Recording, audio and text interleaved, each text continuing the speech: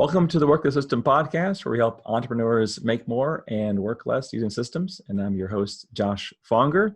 And today we have a special guest. We have Christine Dahl. Christine is an American lawyer living in The Hague who helps individuals and small businesses understand and comply with U.S. income tax and other financial reporting obligations. And Christine was actually a previous client of mine. And so today we're going to interview her and find out what she did, how she grew her business, and really just check in on her progress. So Christine, let's start with your story. How did you get into being an attorney, and what brought you to where you are right now with your business? Well, thank you, Josh. I'm really very pleased to be here with you today. I graduated from University of Miami in 1986, and I went to law school because I saw a trial on TV when I was in high school, and I was so fascinated by how people present their case in the courtroom that I wanted to learn more about that. Mm-hmm. So I became a public defender in federal court for, 15 years, and took a case all the way to the U.S. Supreme Court and argued it successfully. And then I was selected to serve as a senior war crimes prosecutor, and that's what brought me to The Hague in 2006. So I did that for a little while. Well, actually for 8 years. It seemed, how you count in dog years, some things seem like they take a lot longer. But after I finished my post with that, I needed to reinvent myself because I had just turned 50, and I now had 25 years of legal experience, and finding a new job with that level of experience and a background in government service seemed like an insurmountable challenge. So I drew on the things that I love, which is helping people solve problems, and my skills. Really good with numbers and spreadsheets, and I understand financial crimes, I understand human nature. So I created my international tax practice. Mm-hmm. And as soon as I got my first client, I got more. And the Work the System method was recommended to me by a colleague because I said, look, I am inventing this all by myself, and I need to figure out how to make a business work. I'm creating it out of thin air. And I remember asking you for an organizational chart. I was like, well, what are parts of a business? Because I was kind of institutionalized, so to speak, after working in public service. You have a structure and you show up, they give you work, and all the forms are already invented, and normally they have systems that work, and I had a clean slate. Mm-hmm. Yeah, I remember that years ago, just starting from scratch. But you're pretty sharp, so I knew you'd be successful because your background, your mind, and your willingness to build structure, and you did a really good job in the program. So let's start from the beginning. So you started a company, and then what was it like the first couple of years, and what did you build? Well, I had the kind of starter's dilemma. Do I do everything myself? Do I spend money that I don't have yet, or I'm not confident I'm going to get? And so I built a flexible working arrangement where I was able to bring on staff who wanted to work part-time and work flex hours so that they could be available for their families. I created an internship program for law students so that they could come in and learn about what it's like to work in a law office environment. And so that kept my costs very low. And then we got a huge engagement, and I needed more people quick.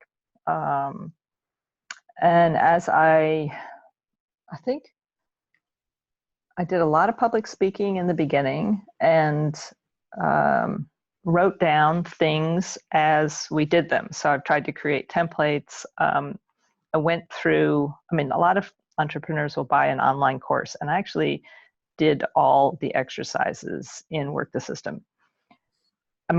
All the exercises.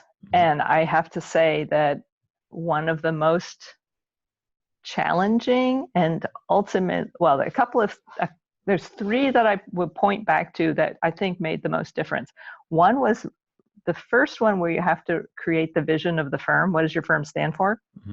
And I remember writing it when I was out at my husband's family's house in the middle of the woods, and I was inventing things, and it seemed so impossible to just describe something that didn't exist yet, that I was going to create this, successful international law practice, and I was going to have staff and offices around the world, and I was going to have clients around the world, and like I was making this stuff, it's like fiction, it's writing fiction, and I made it happen.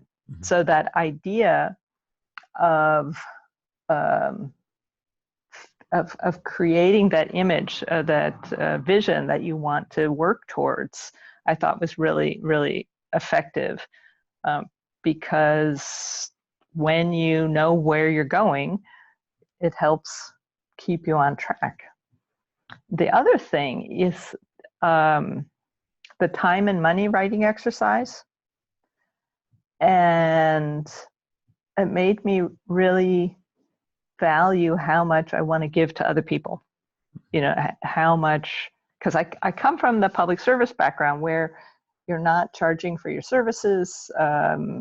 Maybe you're working with people with disadvantaged economic background. And so making money can take on, this, like, should I be charging for this? Am I charging too much? Am I worth what I'm charging? And I realized if I'm able to provide a great deal, if I'm able to solve big problems successfully and meet my own needs, I can then help more people.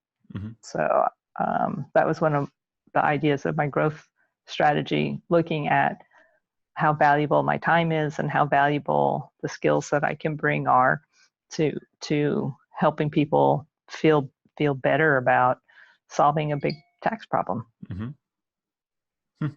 Very good. What was the third one? So you had the strategy, and then you had the time, money. What was the third big thing that you learned? Documenting how you want things done. With having a student training program, I had a lot of turnover of staff because they would come in for 3 months and they'd finish their internship and then they'd go. And it took a couple of years to finally settle on what systems, software systems I want to use. But having the instructions there to help them and make the orientation consistent, help the client experience be consistently good, has helped me scale. Because I think the other thing that happens is when you're starting out and you're solo, you want to do everything yourself. I've had to learn how to really specifically say, this is what done looks like, this is what I want, and to be able to do that assertively as opposed to, oh, it's okay, and then go around fixing it. Kind of the codependent entrepreneur. But so actually having systems, having principles, having things written out where people can find them, and then having the commitment to keeping them alive and fresh so that they're relevant to the work we're doing. Yeah, I remember that when the program is, you were one of the students who actually really did the worksheets, really did the procedures. Then I actually remember, maybe it was like a year and a half ago, you sent me this email and said, basically you went from 0 people in your team to 15 people in your team, and 3 different countries and international. I think you probably could say that it never would have happened if you didn't put some structure in place. I mean, probably would have fallen apart pretty quick. Well, it would look like chaos. And now I've gotten to the point where I have more clients. I can't keep track of everything myself. So now I need to have really good lists and systems, and I have some permanent staff now. So it's feeling a little bit less like a toddler and more like a real thing. And I want to be able to scale. So to be able to scale, I need to have things working well enough and clearly enough that people don't have to check with me about how to do something. I want to dig in a little bit about this idea of internships, because a lot of my clients will try this, and it's not always easy to do. But looking back, was it the right decision? Do you think was it worth it? Do you wish you would have gone right to full time, or do you think you were happy doing the part time intern, on board, and then they leave in 3 to 6 months, and then on board again? And did that work for you? It has worked very well, and then I selected and hired a woman, a junior lawyer, who successfully completed an internship, and she works remotely for the office now, and that's been a terrific success because she's really talented and responsible, and it's a really good fit. I mean, the question when you have a training program is they're not widgets that you can let sit in the other room and wind them up, and they need care and feeding and attention and feedback. And I have taught at university and law school level for many years, and I like that part. I like to help inspire people. I want to create more entrepreneurs. I want people to appreciate how exciting it is to be in charge of yourself, and to enjoy that kind of freedom. And so when they come work with me, I can tell them this story, and I can help them see what their role is, and they get, client contact, and they get to do real stuff. And so I find that really, really great. My challenge has been finding people who are very qualified in international tax, and that's been my focus for the last 6 months, has been interviewing and trialing people. And so now I'm getting pretty close to making another hiring decision. Mm-hmm. Wow, that's great. Yeah, that's probably an area of law that most people don't have. Well, almost no one has the same level of experience you have. So to find someone high level is key. And this is interesting because a lot of clients I work with, they kind of go through the same growth that you do, where you bring on kind of lower level, intern level staff at first. You're going to grow a few of them. And it's kind of like an interview process. It's a long interview process, the internship process. Mm-hmm. And then they grow to a certain maturity, and then they say, you know what, I just need a really high level person now to come in who actually has a lot of experience to kind of help you grow the business. I'm not sure if that's where you're at, but that's a very familiar story with a lot of our clients. Well, I had some other staff 2 years ago. One person, I thought, an accountant who was on staff, and I thought she would be able to grow with the firm, and she took a leave of absence and ultimately decided not to return. And that made me really question, how I wanted to grow, what kind of environment I wanted to create, how much bigger I wanted the firm to get. Is it a firm? Is it a business? Is it just me? Because learning how to manage, when you start to have a lot of staff, you have to change. You take on another job, mm-hmm. and so now I have to plan their work, supervise it, give them feedback, and hold meetings, and there's a whole nother layer of systems that you need for effective delegation, so that it doesn't look like abdication. And mm-hmm. I want really high quality products, so I need to make sure the right people are in the right positions. Mm-hmm. So I think the growth curve, I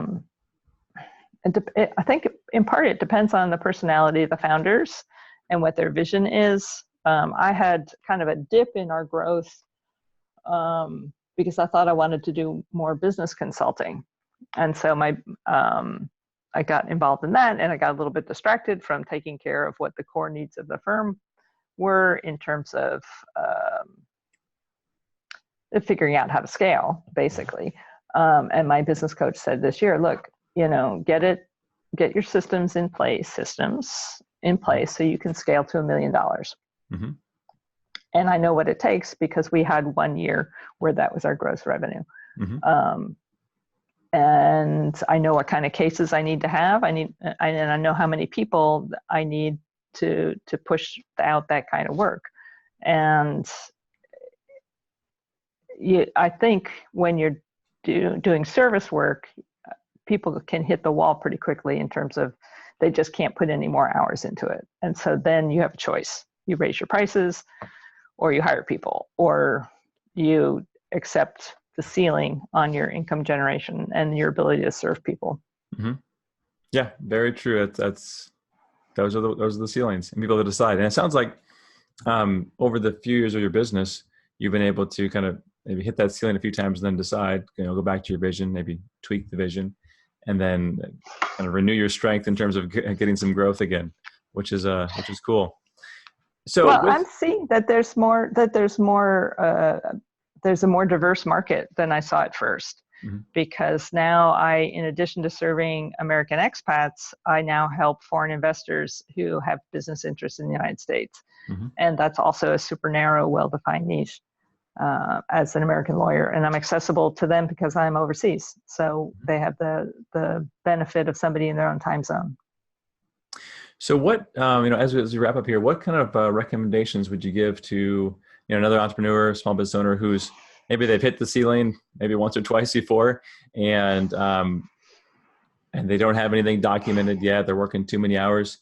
I mean, what kind of was the paradigm shift for you that made you realize, okay, you need to make a shift here? Any recommendations? I think that documenting part of it is take some time off.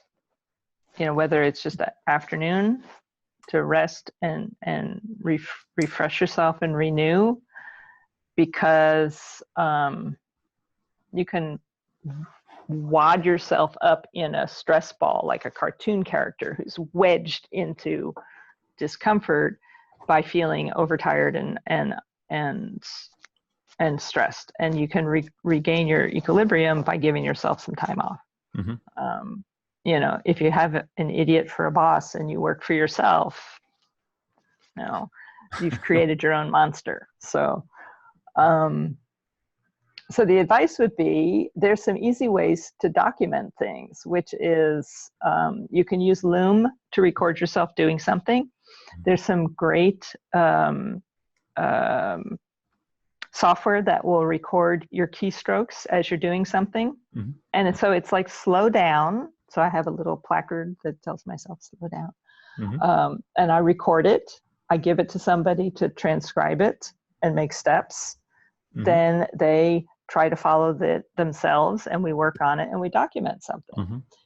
And I've found software that helps me build templates for repetitive correspondence. I do a whole lot of automation. So Zapier is my best friend. Mm-hmm. So, and Process Street. Mm-hmm. So you figure out how you want it done, and then you connect all the little pieces of software. So if I want to take in a new client, I click a button and it puts them in my bookkeeping system. It opens a new file on my project management. It sends them a welcome letter. It creates their folders for their secure storage. And then it creates templates for our workflow and kicks off our stuff. Mm-hmm. I mean, it's super cool. And wow. That's the power of automation and the power of systems, because you can't automate stuff unless you can diagram where you want it to go and why. Yeah, that's great. Yeah, all great softwares, and it sounds like you're sharp enough to figure out how to put them all together, which is a skill in and of itself. Well, that's cool. That's great. Yeah. Well, so that's good final advice. Anything else that you want to leave the audience with? It sounds like that's kind of the main thing you want to say is automation. Well, where can people find you if they want to find out more about, they're involved in international tax? Where should they go? They can come see me at Dahl Tax Law. Mm-hmm. So DAHL, like the author Raoul Dahl. Mm-hmm. And I also help people with their business systems now. I can help them look at their workflow and what level they're at and what areas of their business that they want to be working on, so that they can enjoy the freedom of being an entrepreneur. Uh-huh. Well, cool. Well, very good. Well, Christine, with your advice about taking some time off, I know it's Friday afternoon there, so enjoy your weekend. Yeah. And thanks for making the time. Thank you very much. And it's so nice. I really enjoyed our work together. It was one of the best investments I made in my business. Oh, good. Well, appreciate that. Thank you, Christine. Yeah, it was fun. And you were one of the students where I knew once I saw the amount of work you're cranking out, I knew, well, give it some time. She's gonna have a nice big team and a great business. And, literally from no employees to where you were now, it's Yeah. amazing to watch. Yeah. And so I congratulations. just, I remember listening to the webinars on GoToMeeting, sitting in the dark, waiting in the car for my son to finish his violin lessons. It's like, okay, I'm gonna listen. I'm gonna tune into Josh, and he's gonna give me the good news on how to get stuff done. Oh, well, good. Well, I'm glad that you stuck with it and you kept your vision there. Yeah. It's hard to do that, but once you have it, you know where to go and what to build. So, Yeah. well, very good. Yeah. And Good. thanks So much. Yeah, and thanks everybody for joining us today in the podcast. Tune in next week. We're gonna have another guest like Christine, either a previous client or business expert, or maybe I'll be sharing some things from the field. But either way, tune in next week, and we'll see you then. Thanks again, Christine. All right, great. Thanks a lot.